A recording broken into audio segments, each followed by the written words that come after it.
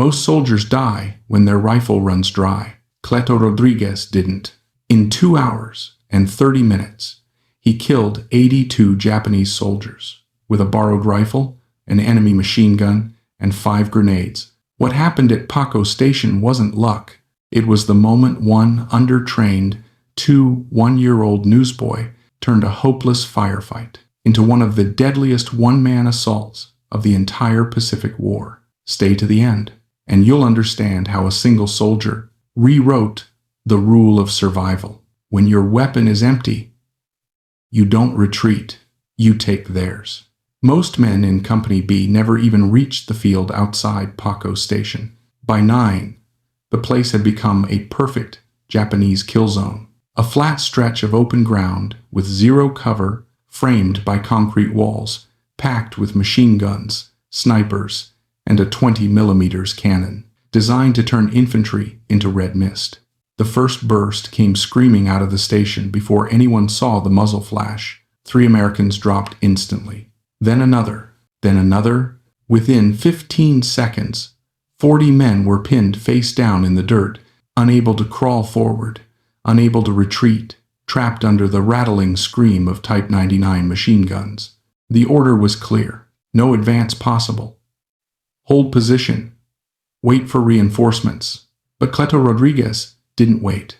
He looked at Private John Reese, the only man in the platoon crazy enough to understand what had to be done, and Reese simply nodded. No signal, no command, just 2 men deciding, in the middle of a slaughterhouse, that if they didn't break the Japanese line, everyone behind them was already dead. They sprinted. 60 yards of open terrain, machine gun rounds snapping past their helmets, ricochets chewing through concrete behind them, the air so thick with lead that men watching from the rear later swore the pair ran through a visible curtain of bullets. They dove into a shattered 2-story ruin, the only piece of cover between the platoon and the fortress. From that moment on, the battle for Paco Station was no longer a company-level assault. It became a 2-man war. Inside the rubble, Rodriguez steadied his BAR, Reese took the window with his Garand, and together they began dismantling an entire Japanese defense line, one trigger pull at a time. For the next hour they did what an entire platoon could not. They made the enemy afraid. By 10:15, the battlefield had shifted. What began as 2 men holding a window had turned into 2 men stopping an entire Japanese reinforcement wave. Through drifting smoke and shattered concrete, Rodriguez spotted movement, dozens of soldiers sprinting toward the pillboxes, bringing ammunition, grenades, and fresh machine gun crews. If they reached the station, Paco would become a fortress no American could crack. Rodriguez didn't wait for orders. He moved. He and Reese left the ruined house and sprinted across rubble and burned-out vehicles until they reached a collapsed concrete wall overlooking the Japanese column. There were at least 40 Japanese troops, 2 Americans, and 1 Browning automatic rifle with 3 magazines left. Rodriguez planted the BAR across the wall. Reese knelt beside him with his Garand. Then they opened fire. The BAR roared in savage, sweeping bursts, 550 rounds per minute ripping through the open ground. Reese's Garand cracked rhythmically beside it. Each shot punched into the soldiers trying to scatter into cover. The Japanese fell in clumps. The reinforcement wave staggered, then collapsed, then evaporated entirely under the weight of 2 rifles, fired by men who knew there was no one coming to save them. But victory came with a cost. At 11:10, Rodriguez pulled the trigger. Click. No recoil. No report. Just the hollow sound of a dead weapon. 20 magazines, 160 rounds. Gone. Seconds later, Reese yelled back, "I'm dry." Their rifles were empty. The field was quiet for the first time in nearly 2 hours. Not because the Japanese were defeated, but because the Americans had nothing left to fire. And standing between them and friendly lines was the same open ground that had nearly killed them earlier. Retreat meant exposing themselves. Retreat meant dying. And that's when Rodriguez saw it. Vibrant against the dust, a Japanese Type 99 light machine gun, lying beside the corpse of the man who had been firing it. A weapon meant to kill Americans. A weapon the Japanese never imagined an American would use. Rodriguez looked at Reese. Reese nodded once. They didn't hesitate. Rodriguez sprinted toward the fallen Japanese gunner, 30 yards of pure suicide, sliding behind the corpse, ripping the Type 99 free, checking the chamber, slamming in a fresh magazine. 7 seconds. That's all it took. 7 seconds to turn from unarmed infantry into the most dangerous man on the battlefield. The Americans were out of weapons, but Rodriguez wasn't out of war. He was just getting started. The Type 99 felt wrong in Rodriguez's hands. Heavier, sharper recoil, unfamiliar balance, but the sound it made was perfect because it wasn't American. It was Japanese. And for a few precious seconds, that confusion was deadlier than any bullet. At 11:20, Rodriguez fired an 8-round burst toward a pillbox slit. The sharp, metallic crack of the 7.7 millimeters rounds echoed across the courtyard.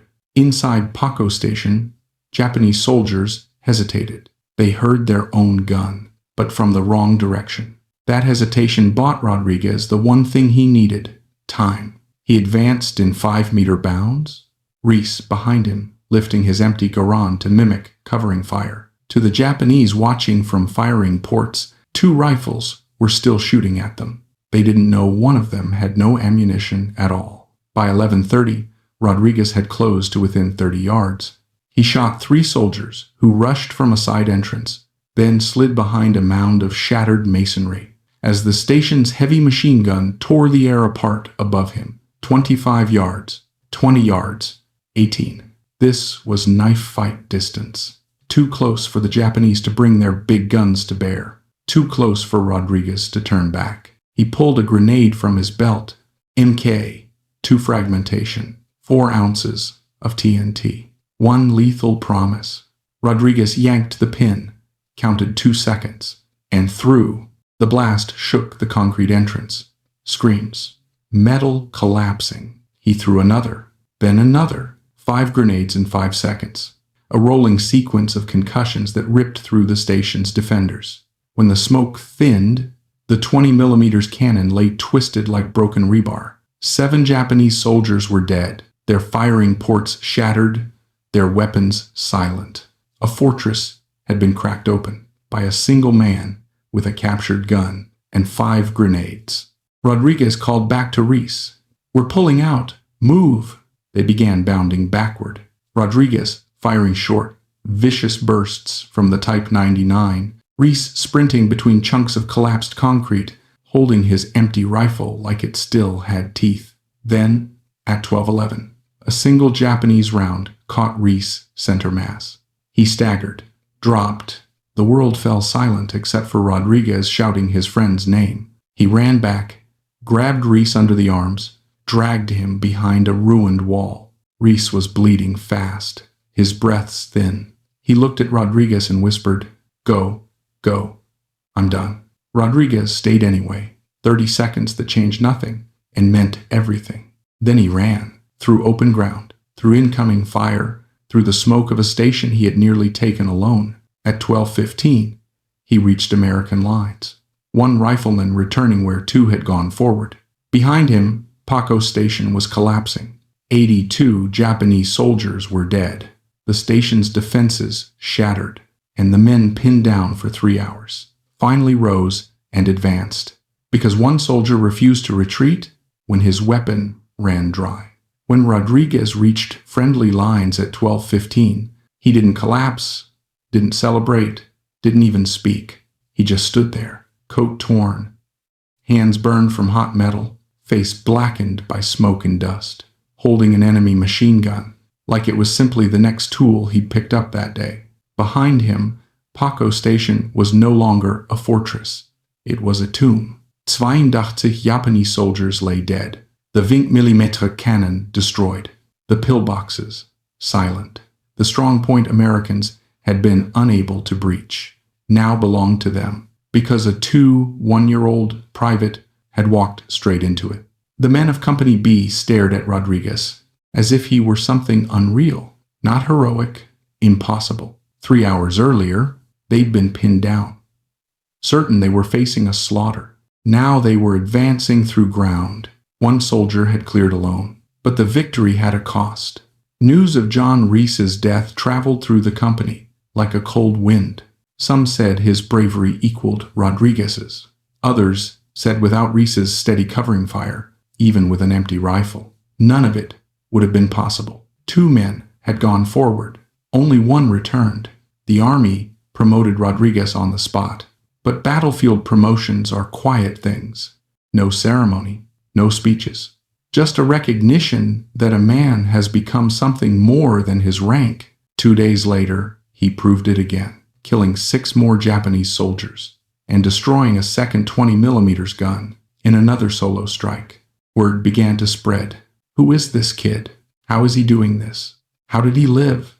On February 23rd, 1945, in a ceremony that lasted less than 5 minutes, President Harry Truman placed the Medal of Honor around Cleto Rodriguez's neck.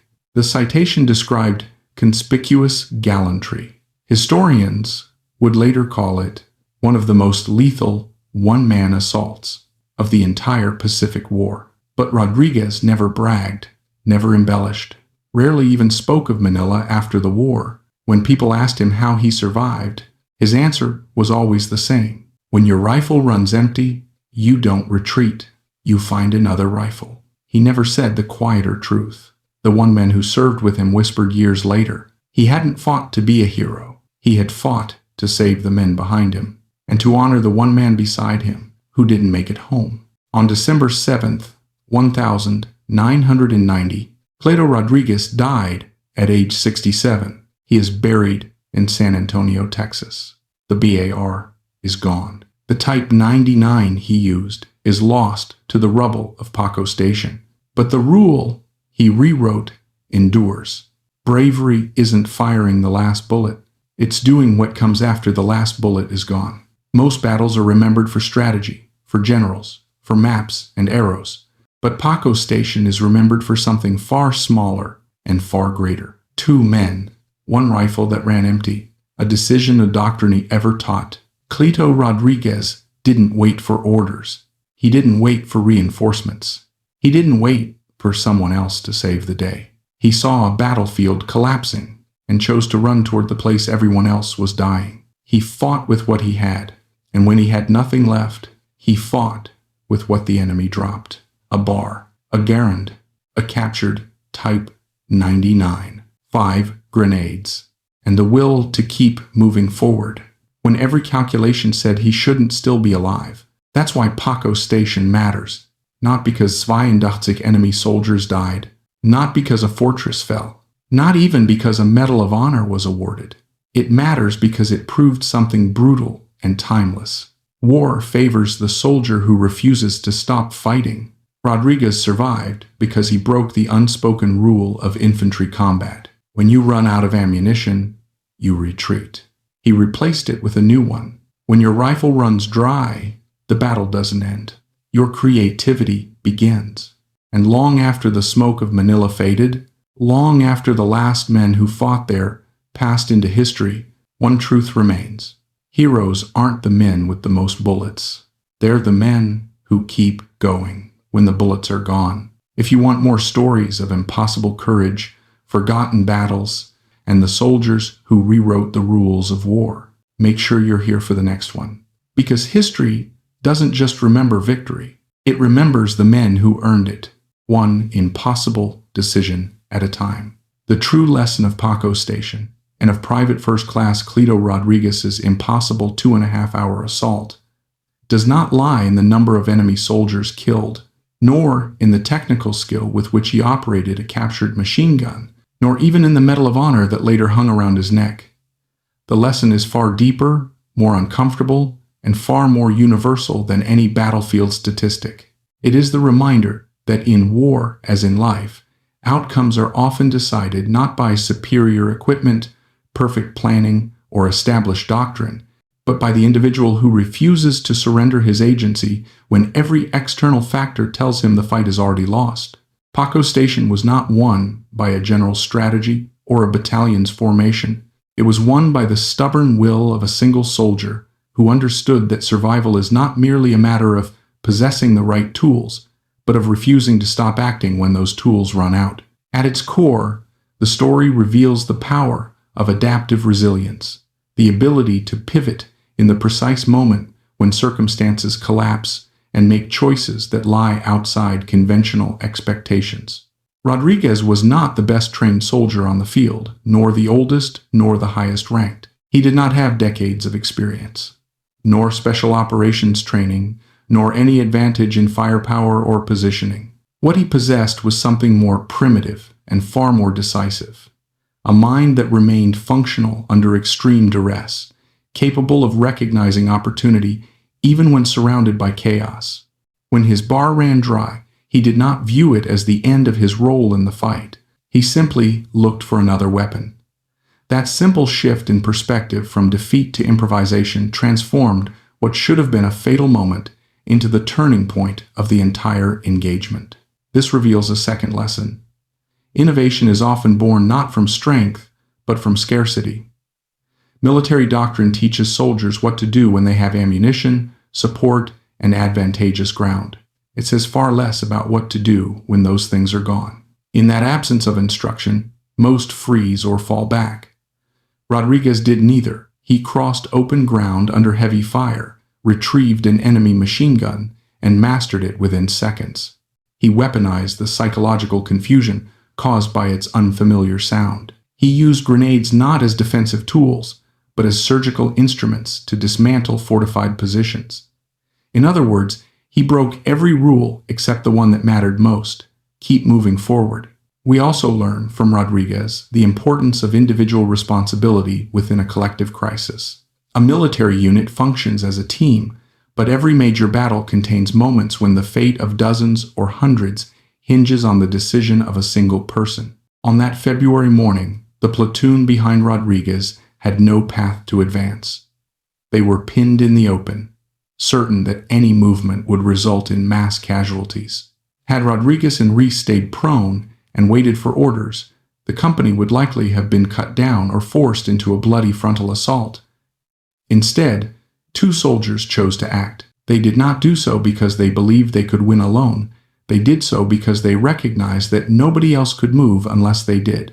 Their forward momentum became the spark that reignited the stalled attack. One man's decision to move is sometimes all that separates defeat from survival. Yet the story does not glorify individualism for its own sake. Rodriguez's success was inseparable from his partnership with John Reese. It was Reese who provided covering fire, who held off reinforcements, who raised an empty rifle and made it appear deadly. It was Reese's presence that allowed Rodriguez to advance, and Reese's absence after he fell mortally wounded that brought the action to a close. Their cooperation reinforces the idea that heroism is rarely solitary. Even when the world remembers one name, triumph is usually built upon the silent courage of another. The lesson here is sobering. Individual impact is real, but never exists in isolation. A fourth lesson emerges from the aftermath of the battle. True heroism is quiet. Rodriguez did not celebrate, boast, or dwell on the number of enemies he killed. After the war, he almost never spoke about Paco Station at all. This silence is significant. It suggests that courage is not performed for recognition, but arises from a deeper sense of duty, an internal understanding that action must be taken, regardless of whether anyone will ever know. In a world where heroism is often romanticized or exaggerated, Rodriguez reminds us that real bravery is rarely loud. It is deliberate, precise, and carried out by individuals who do not think of themselves as heroes, only as men who refuse to let others die if they can still act. Perhaps the most profound lesson is this: limitations are often illusions, especially in extreme situations. Rodriguez was outnumbered, outgunned, and in a tactically indefensible position. He was pinned down, low on ammunition, and burdened with the responsibility of an entire platoon. Yet he achieved what military textbooks insist is impossible: a one-man breach of a fortified urban defense. His success was not a miracle. It was the direct result of disregarding assumptions about what cannot be done. In this way, Paco Station becomes not merely a war story, but a case study in human potential. It shows how often we underestimate what can be achieved when necessity forces us to transcend the boundaries of our training. Ultimately, the lesson of Paco Station can be expressed as a simple truth. Victory belongs to those who continue thinking after others have stopped. When weapons fail, when the plan collapses, when fear overwhelms reason, most people accept defeat as inevitable. Rodriguez did not. He kept solving problems. He kept adapting. He kept advancing, one decision at a time, and in doing so, he demonstrated that courage is not the absence of fear, but the refusal to let fear dictate the final move. His story teaches us that the decisive factor in any crisis, military or otherwise, is not the resources we begin with, but the resourcefulness we display when they run dry. This is the legacy of Cleto Rodriguez. Not that he killed 82 enemy soldiers, but that he showed what a human being is capable of when he refuses to stop acting, refuses to stop thinking, and refuses to surrender the moment the world expects him to fall. The story of Cleto Rodriguez does not end with the Medal of Honor, nor with the tactical significance of Paco Station. Its true weight lies in what it reveals about human psychology under extreme pressure. When observers read the after-action reports, they often focus on the numbers: 82 enemy killed, 2 weapons employed, 5 grenades thrown. But numbers alone miss the essential point. They do not explain why Rodriguez acted when others could not, nor why he saw a path forward when the battlefield seemed to offer none. They do not capture the internal argument, the silent war inside the mind between instinctive fear and the deliberate choice to move anyway. What his story demonstrates is that courage is not a personality trait, but a moment-by-moment decision, often made in opposition to fear rather than in its absence. Rodriguez was not superhuman. He was not immune to the danger around him. He simply refused to let fear decide his next action. This is a universal principle. In any life-threatening situation, fear wants to freeze us, to narrow our field of vision, to convince us that the first obstacle is the final one. But those who triumph are the ones who force themselves to look beyond fear's tunnel, who treat each setback not as an ending but as information to be used. Moreover, Rodriguez's actions emphasize a critical idea often overlooked in modern narratives of resilience. Strength is not about self-reliance alone, but about recognizing when to act for the sake of others. Many people imagine heroism as an individual achievement, a moment in which a single figure rises above the rest. But Paco Station shows us something different. Rodriguez moved forward because he understood the cost of staying still. Dozens of men behind him would have died if the Japanese defenses remained intact. His courage was not inward-facing. It was communal. He saw a burden that no one else could lift, and rather than resent it, he accepted it. This form of responsibility is rare, because it demands that one place to the welfare of others above personal survival. Yet history shows that such acts, though carried out by individuals, reshape the fate of many. There is also a broader application of this lesson to leadership. True leaders, whether in wartime or in peace, are those who move first when the situation looks impossible. They are the ones who act decisively when others hesitate, not because they have perfect information, but because they accept imperfection as an unavoidable feature of reality. Rodriguez did not wait for ideal conditions, reinforcements, or additional ammunition. Had he waited, the moment would have passed, and so would his platoon. In business, politics, education, and personal life, the same truth holds. Opportunities rarely appear with certainty. They are created by those willing to step into uncertainty and impose direction upon chaos. Finally, Rodriguez's story teaches us something profound about identity and expectation.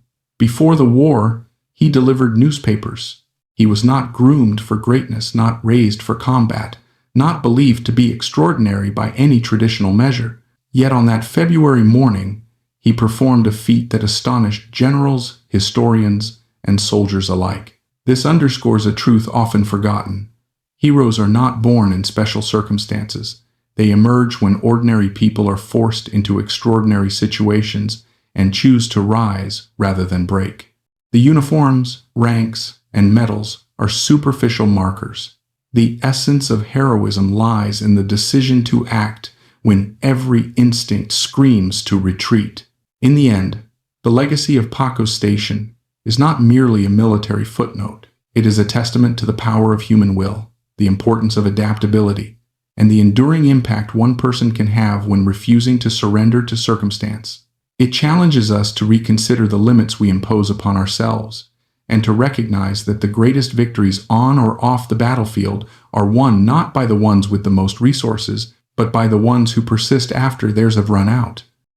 The story of Paco Station does not end with the smoke clearing, nor with the tally of casualties, nor even with the Medal of Honor that history now associates with Clito Rodriguez's name. The true ending of this story exists in a quieter place, beyond the battlefield, beyond the noise of gunfire, and beyond the numbers that military historians tend to record. It lives in the reflective silence that follows every great act of courage, in the space where we try to understand not simply what happened, but why it mattered. In that silence, Rodriguez's action challenges the assumptions that modern people often carry about heroism. We tend to believe that heroes are born from exceptional backgrounds, raised in environments that shape them for greatness, supported by superior tools, training, and preparation. Yet Rodriguez was none of these things. Before the war, he delivered newspapers in San Antonio. He had no legacy of military distinction, no specialized instruction, no expectation placed upon him by society, and perhaps that is exactly why his story matters. It reminds us that ordinary lives can contain extraordinary potential, waiting to be summoned by circumstances that demand more than anyone expects.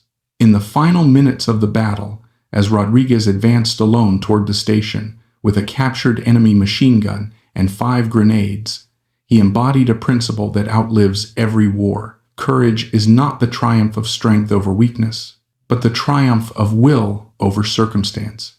Modern life often teaches us to measure strength in terms of resources, money, influence, technology, information, yet stories like this show that the real measure of strength emerges only when those resources vanish. The moment Rodriguez's bar ran dry could have been.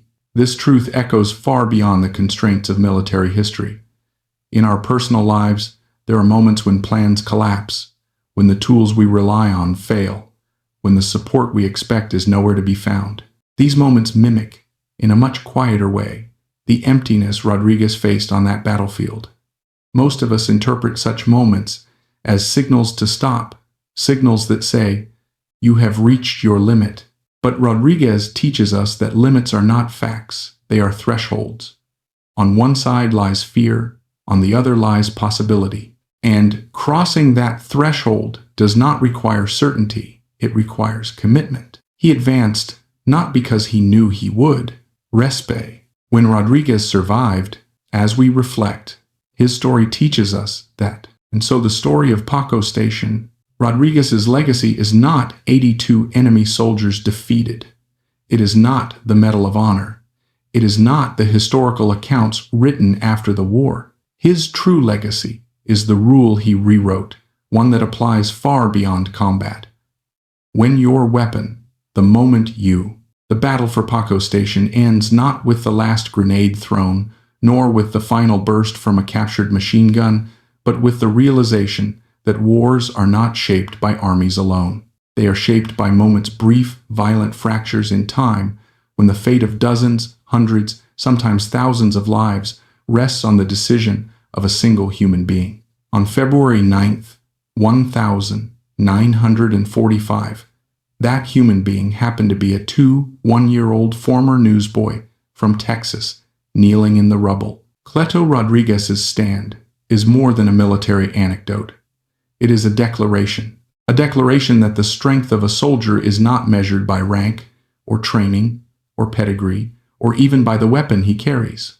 It is measured by the moment when everything collapses, the plan, the ammunition, the support, and the soldier must decide whether to stop or continue. Many choose survival. A rare few choose duty. Rodriguez chose the latter, and history bent in that direction. In the aftermath of the assault, as American troops closed in and the Japanese garrison collapsed from within, the landscape of Paco Station looked like any other battlefield. Broken walls, scorched concrete, scattered bodies, and the acrid smoke of spent ammunition drifting upward into what once had been an ordinary morning.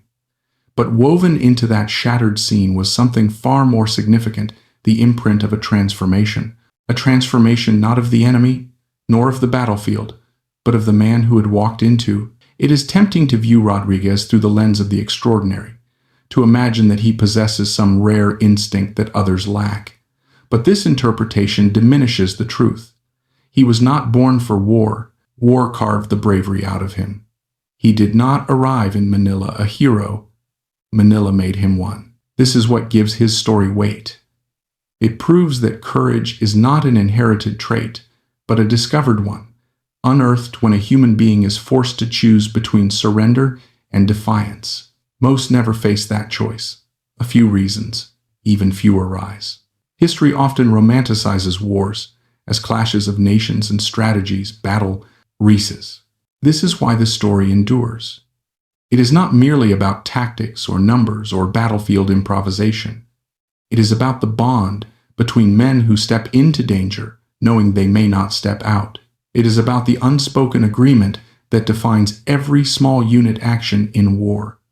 I will. These truths, when President Ha decades, when everything you depend, this is the message from Paco Street. Not that one man killed 82 enemy soldiers, not that an impasse, not that million. The message is simpler, heavier. You are Neve. Even when your weapons break, even when you stall, you still have will. As the dust settled on Paco Station and Rodriguez moved forward, Reese stood his ground. The third, history took N, and we decades removed. Courage is not the absence of fear. Courage is what remains after fear has taken everything else. The battle for Paco Station did not include with the fall of its walls, nor with the silence that followed the last grenade. It ended in something far quieter, far heaviest, a kind of mourning disguised as victory. What happened inside that shattered railway terminal was not simply a triumph of courage over fear. It was a reminder that some victories are won only by cutting pieces off one's soul. In the smoke and dust of Manila, amidst Cleto Rodriguez walked back toward American lines alone. The machine gun he carried had grown silent. The adrenaline that had carried him through 2.5 hours of violence had drained away, leaving only the tremor of someone who had done what needed to be done, not what any human heart was designed to endure. Behind him, in the ruins of that concrete fortress, lay the bodies of 82 enemies, men he had never spoken soldiers to, never known, never hated. Men with me, and somewhere among that silence, behind a shattered wall 40 yards away, no medal, no citation, no written history can fully capture what his final minutes must have felt like. The freezing stillness in his limbs, the rising weight in his lungs, the knowledge that the battle was over, but his life was not going with it. Reese did not die in the thrill of an assault or the triumph of a final shot. He died in the quiet space between duty and consequence. He died looking at the friend he had protected until his last breath. He died believing, with absolute clarity, that his sacrifice had mattered. There is a particular kind of tragedy in dying for something you cannot live. Rodriguez's return was not a march of victory. It was a walk of grief. He had survived because Reese had stayed behind, creating the illusion of danger with an empty rifle. He had survived because a friend had made himself a shield. The battlefield records describe it as covering fire. But what truly happened was simpler and more profound. One man, re-4.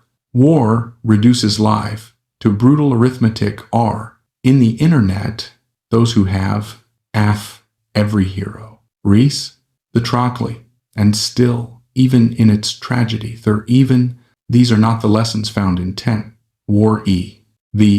In the end, Paco. It is the story of one who came home and one who did not. The story of a Vi. The story of courage carved from. It teaches us that even in war, especially in war, Cleto Rodriguez lived. John Reese did know. And somewhere between cold, precise, and unexaggerated, like a historical report told in the language of cinema, the conclusion of the action at Paco Station offers a case study in battlefield decision-making, individual initiative, and the unpredictable variables that determine tactical outcomes. Once the final shots were fired, and the last grenades detonated inside the station entrance, the broader significance of the engagement became clear in 3 dimensions: operational impact, behavioral insight, and operationally, the elimination of 82 enemy combatants by 2 individuals altered the tempo of the American advance in Manila. The reduction of a fortified strongpoint without requiring a full company assault prevented a probable increase in U.S. casualties. The neutralization of the 20mm cannon and pillbox network shifts the balance of control in the district and enables the continuation of the clearing operations along the rail corridor. On paper, this engagement appears as one localized event among hundreds in the battle for the city. Yet the tactical efficiency achieved during a brief 150-minute window demonstrates the disproportionate effect that small unit actions can exert within urban warfare. From a behavioral standpoint, Rodriguez's conduct under fire provides a textbook example of adaptive combat cognition. When primary resources were depleted, specifically the exhaustion of BAR ammunition, he transitioned immediately to opportunistic acquisition of enemy weapons. This shift reflects a principle observed repeatedly in high-intensity conflicts. Trained soldiers revert to rigid procedural memory, while exceptional performers shift into flexible, environment-driven improvisation.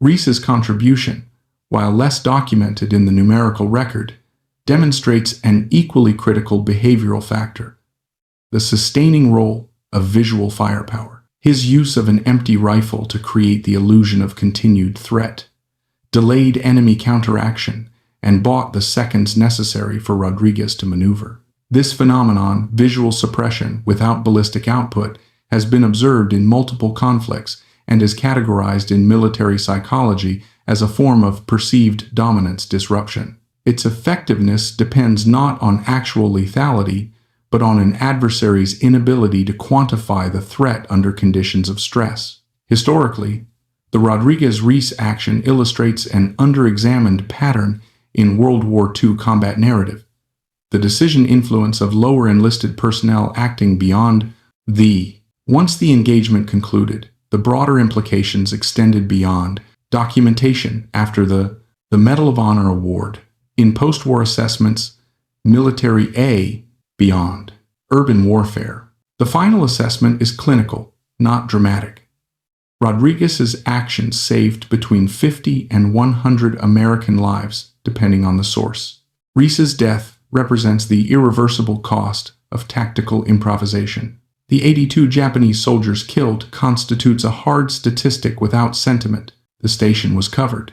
But even in documentary analysis, one truth remains unavoidable: individual choices altered the outcome. And in the cold arithmetic of war, where most variables are measured in divisions, tonnage, and supply chains, the actions of 2 young soldiers in a ruined station remind us that history is not built solely from grand strategies. It is built, again and again, from the moments when someone decides to forgive. That is, the legacy of Paco Station. When the gunfire finally faded at Paco Station and the smoke drifted upward through the shattered roof like the last breath of a dying building, the city of Manila did not pause to acknowledge what had just happened. Wars rarely stop for individual acts of bravery.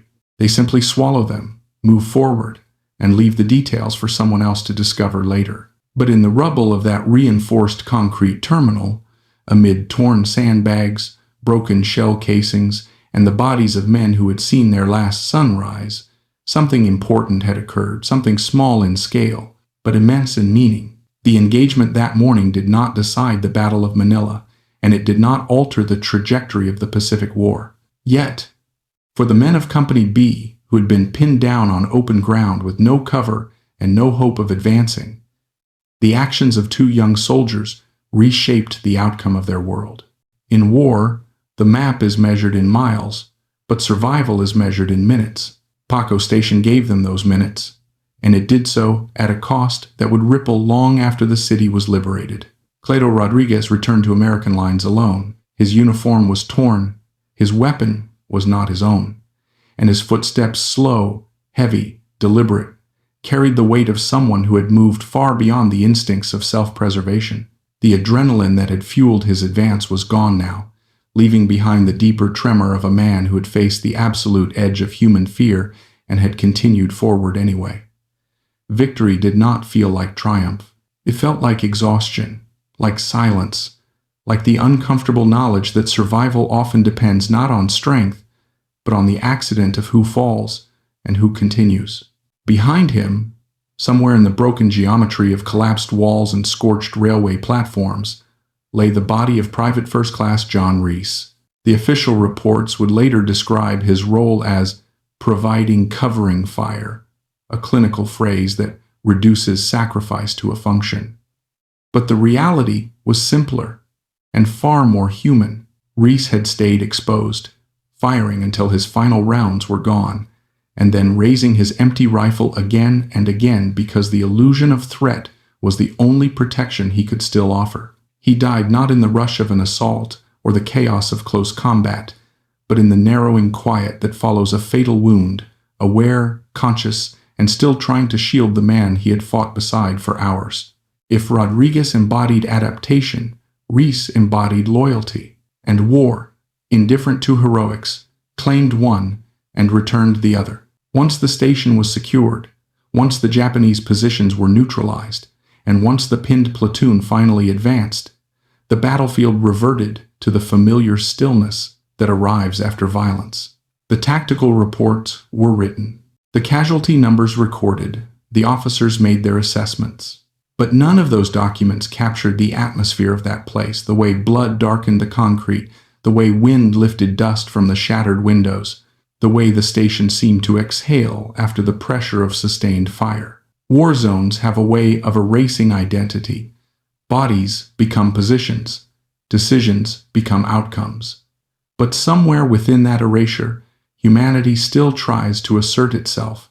Rodriguez, exhausted, bruised, and carrying a weapon that had belonged to the enemy minutes earlier, did not look like a hero returning from victory. He looked like a survivor returning from something that had taken a part of him he would not get back. The Medal of Honor citation that President Truman later read would transform the event into a statement of valor, courage, and extraordinary gallantry. But citations are written for nations. They do not speak for the men who must live with the memories. Rodriguez rarely discussed Paco Station in the decades that followed. He spoke even less about Reese. Silence, for many veterans, is not avoidance. It is the only way to preserve what remains untouched inside them. For historians, Paco Station demonstrates the unpredictable geometry of urban warfare, how fortified positions can collapse under pressure from unexpected angles, how battlefield improvisation can outperform doctrine, how individual initiative can outpace structured tactics. Analysts dissect the engagement through maps, diagrams, and casualty ratios. But numbers cannot communicate what it feels like to hold a last magazine, to hear the metallic click of an empty chamber, to see your closest friend fall, to run forward not because you want to, but because retreat would condemn the men behind you. These details belong to memory, not metrics. As Manila rebuilt itself after the war, Paco Station became one structure among many repaired or replaced. Civilians would eventually walk through the area without knowing what occurred there. Trains would pass over tracks that once echoed with machine gun fire. Time, indifferent as always, moved forward. Buildings rose, streets changed. The war receded into textbooks and footnotes, but the story remains, carried not by monuments or plaques, but by the simple truth that history is often shaped in brief, violent fragments by individuals who never intended to become part of it. Rodriguez survived the war, re-enlisted, lived a long life, raised a family, and died half a century later. His calm demeanor, his quiet posture, and the absence of dramatization in his retellings suggest that he understood something fundamental about heroism. It is not a title one claims, but a burden one carries. Reese, frozen forever at age 20, never saw the world beyond that ruined station. And yet, in the logic of sacrifice, his life extended others. This is the final, quiet truth of Paco Station. The battle ended, but its consequences did not. The victory was recorded, but its price continued. 2 young men stepped into fire. Only one returned, and history, equal parts brutal and indifferent, absorbed their actions into its vast, unending ledger. Wars end. Nations rebuild. Names fade. But the meaning remains. Sometimes the course of a battle is determined not by armies, but by 2 soldiers who refuse to let the other die alone. And in that refusal, in that final act of courage and loyalty, the story of Paco Station finds its true ending.